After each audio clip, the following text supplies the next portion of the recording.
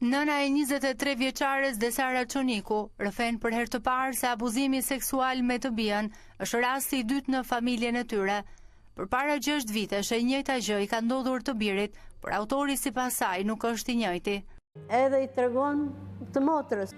E ka gjujt djalin, i ka plas gjaku, mu në dhomë, në dirë të banjës dhe aty.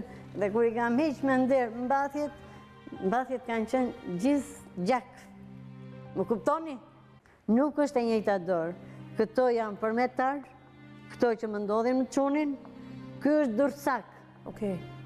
Nevruza Çoniku het dritë edhe mbi marrëdhënien që vajza e saj ka pasur me të zotin e shtëpisë ku punonte. Nëna thotë se bashkëshortja e tij ishte shprehur se mes tyre ekziston një marrëdhënie dashurie, por sipas nënës, ky raport nuk është pranuar asnjëherë nga Desara.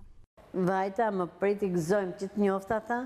Nëna Desarës, kam respekt, tha nuk e di apo di gjë në këtë çështje, tha, unë nuk e kam ditur, tha, çështjen, tha, se këto janë të dashuruar. Kush janë këta? Mund të flasim? Goca ime me... Bashkëshorti i saj, babai i fëmijës me vajzën tuaj. Po.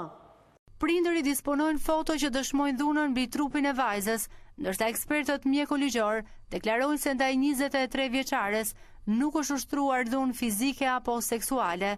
Në një lidhje telefonike ka folur dhe gazetarja e News 24, Klodiana Haxhiaj, e cila ka deklaruar se vajza nuk është çuar për të kryer analizën toksikologjike për të zbuluar nëse ajo ka konsumuar apo jo ndonjë lëndë narkotike.